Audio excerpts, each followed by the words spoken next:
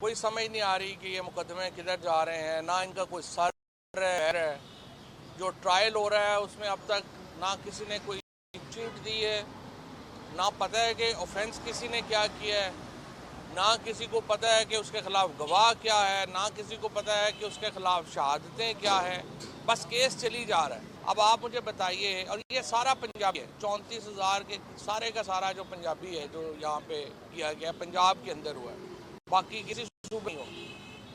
अब आप मुझे बताइए, जो हजार हा लोग 24,000 लोग तो आप सुप्रीम कोर्ट में उन्होंने कहा कि उन्होंने गिरफ्तार किए हैं। आप पंजाब है, इस्लामाबाद है, यहाँ अपने एक क़यामत बर्पा की लोगों के ऊपर, और अब तक आप जिस तरीके से मुकदमे चला रहे हैं वो एक भोंडा मजाक है। तो मैं ये समझता हूँ इस वक्त हुकूमत जो है, हम पाकिस्तान में इससे के बहुत अरसे के बाद पाकिस्तान की कौम एक यकमुश्त हुई है। अंदरूनी सियासत में इमरान खान सबसे अहम करैक्टर है, सबसे अहम किरदार है।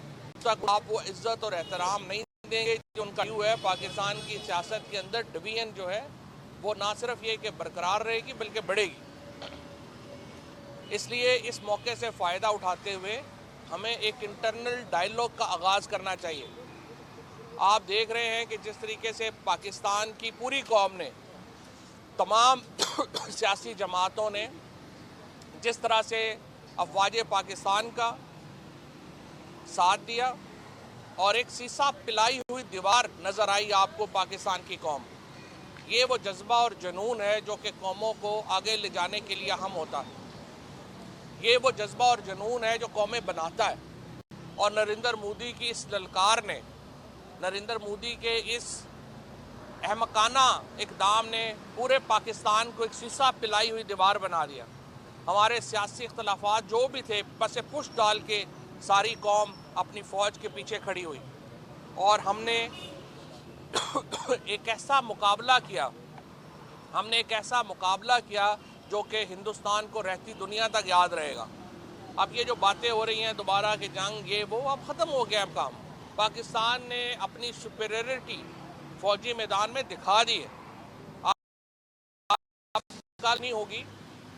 किस कदर बौखलाई हुई तकरीर थी, किस कदर उनके लफ्ज़ उनकी ज़ुबान का साथ नहीं दे रहे थे। नरेंद्र मोदी इस वक्त एक शिकस्त खोरदा लीडर है। Narendra Modi is a defeated leader. और इस वक्त हिंदुस्तान जो है वो एक डिफीटेस्ट कौम है। इस वक्त पाकिस्तान का पलड़ा हर लिहाज से भारी है। नरेंद्र मोदी से जो 4 लोग जिन्होंने पहलगाम के अंदर कत्लेआम किया वो नहीं पकड़े गए। नरेंद्र मोदी को उसके प्लानर्स नहीं पकड़े गए। उसने सिर्फ पाकिस्तान के ऊपर मुद्दा डाल के अपना सियासी पॉइंट स्कोरिंग की कोशिश की। हिंदू महासभा के ऊपर खेलने वाले नरेंद्र मोदी को पाकिस्तान की फ़ौज ने जो जवाब दिया है, पाकिस्तान की कौम ने जो जवाब दिया है, उसने उसकी सियासत ख़त्म कर दिया। नरेंद्र मोदी की सियासत अब चंद महीनों की मेहमान है।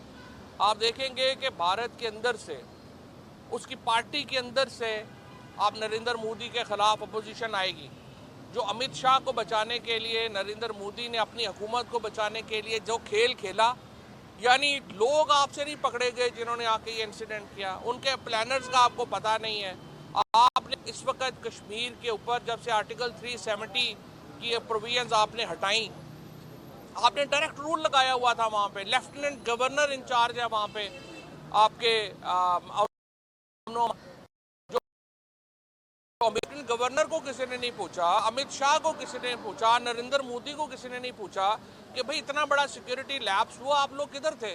आपने सारा इल्ज़ाम पाकिस्तान पे लगा दिया। और यहाँ पे आपने जो हमला किया, आपने छोटे बच्चों को शहीद किया, आपने ख़वातीन को टारगेट किया। पाकिस्तान की फ़ौज ने उसका जवाब आपकी मिलिट्री बेसिस के ऊपर हमला करके दिया। 20 मिलिट्री बेसिस हिंदुस्तान की तबाह बर्बाद कर दी गई। उनके 3 राफेल गिरा दिए गए, उनके 2 दूसरे जेट्स गिरा दिए गए। हिंदुस्तान ने अपनी ख्वाब में भी नहीं सोचा होगा। इंडियन एयरफोर्स के लिए पाकिस्तान एयरफोर्स इस वक्त एक डरावना ख्वाब बन चुकी है, एक नाइटमेयर बन चुकी है।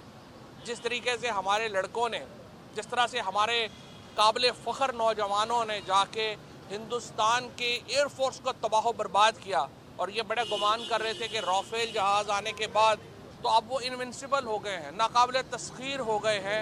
लेकिन हमारी एयरफोर्स वालों ने साबित किया कि असल जो जज्बा है, असल जो जुनून है, वो तय करता है कि आप किधर खड़े हैं। और पाकिस्तान की एयरफोर्स ने इंडियन एयरफोर्स को क्या मेट करके रख दिया है। इतना बड़ा नुकसान मॉडर्न वॉरफेयर के अंदर इतना बड़ा नुकसान इतने कम अरसे में एयरफोर्स का हुआ ही नहीं जो आज हमने इंडियन एयरफोर्स का देखा है। कि यानी आपने चंद घंटे में अपनी 20 ली और उसके बाद आपको जंग बंदी वापस भी लेनी पड़ी, जंग बंदी मिन्नतें तरले करके करनी पड़ी। और ये मिन्नतें तरले मैं क्यों कह रहा हूं अजीत डोवल ने, अगर आप जंग करने का आपको शौक था तो फिर अजीत डोवल सऊदी अरेबिया क्यों कॉल कर रहे थे? फिर अजीत डोवल चाइना के साथ वांगलू बात कर रहे थे। फिर Ajit Doval American national security adviser से क्यों बात कर रहे थे? यूरोपीय यूनियन के क्यों कर रहे थे? वो इसलिए कर रहे थे कि मिन्नतें कर रहे थे कि जंग बंद करवाएं। क्योंकि जब पाकिस्तान की एयरफोर्स ने सिर्फ चंद घंटों में 5 जहाज गिरा दिए, उसके बाद उनको अपनी पड़ गई कि अब आगे क्या होगा। और फिर जब इन्होंने हमला किया पाकिस्तान की एयर बेसिस के ऊपर और उसके जवाब में पाकिस्तान ने 20 एयर बेसिस तबाह कर दी, तो उनको पता चल गया कि अब काम आगे नहीं जाने वाला। और ये एटॉमिक न्यूक्लियर वॉर को तो छोड़ ही दें, न्यूक्लियर वॉर तो बड़े बाद की बात है। ट्रेडिशनल वॉर में इंडिया पाकिस्तान का मुकाबला नहीं कर सकता और ट्रेडिशनल वॉर में पाकिस्तान ने इंडिया को धूल चटाई है। इस सदर ज़बरदस्त परफॉर्मेंस, इतनी ज़्यादा, जहाँ पर जहाँ करना था पाकिस्तान ने वो किया है। इसके ऊपर पूरी कौम पाकिस्तान की अफवाज की और ख़ुसूसन पाकिस्तान एयरफोर्स की शुक्रगुजार है। आपने हमारा सर फ़ख्र से बुलंद किया है। आपने हर पाकिस्तानी को, आपने साउथ एशिया के अंदर पावर इक्विलिब्रियम चेंज कर दिया है। तो हर तासुर कोई का इसराइल है, आपने उस तासुर को खत्म कर। आज पाकिस्तान साउथ एशिया की पॉलिटर है।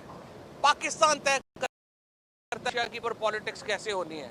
और ये सिर्फ इस वजह से मुमकिन हो सका है कि हमारे जो नौजवान हैं, हमारे जो बच्चे हैं, हमारे जो पायलट हैं, हमारे जो फौज हैं, उन्होंने अपनी जो जान है वो हथेली पे रख के इंडिया को धूल चटाई है।